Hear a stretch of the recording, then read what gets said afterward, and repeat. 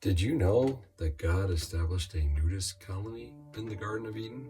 Hello, I'm Coach Lance Meyer of Grass Ministries, a partner ministry with a City for God, and it's time for Message from the Sauna. Today's message is entitled The First Marriage. Yeah, we may not even realize how God has a perfect world for his people, Adam and Eve.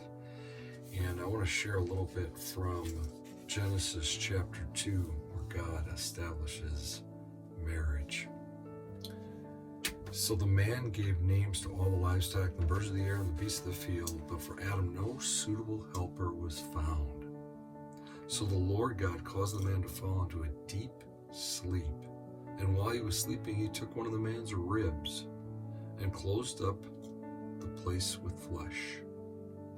Then the Lord God made a woman from the rib he had taken out of the man, and he brought her to the man. The man said, "Now this is now bone of my bones and flesh of my flesh.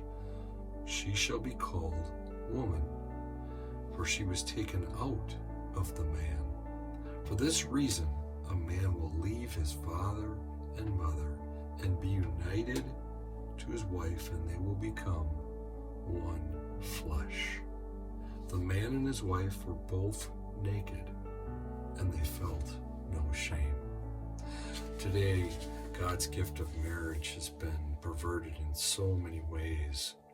And that nudist colony that was perfect, where people felt no shame not to have clothes on, has come to an end because of the fall. We'll get to that later. But in the perfect world, God had created a perfect place for marriage between a man and a woman. I want to share just a little bit from the People's Bible from John Jeske, somebody I respect very much, who passed a few years ago. In God's view, sexual union is anything but casual. Marriage then is not a human arrangement or the product of human progression or social development or evolutionary development. It was God's idea, his gift to his highest creation. It follows then that people do not have the right to set their own standards for marriage, to determine their own rules for terminating it, or to devise alternate lifestyles to replace it. Adam and Eve enjoyed their new relationship. Even though they were naked, they felt no shame. There was no perversion.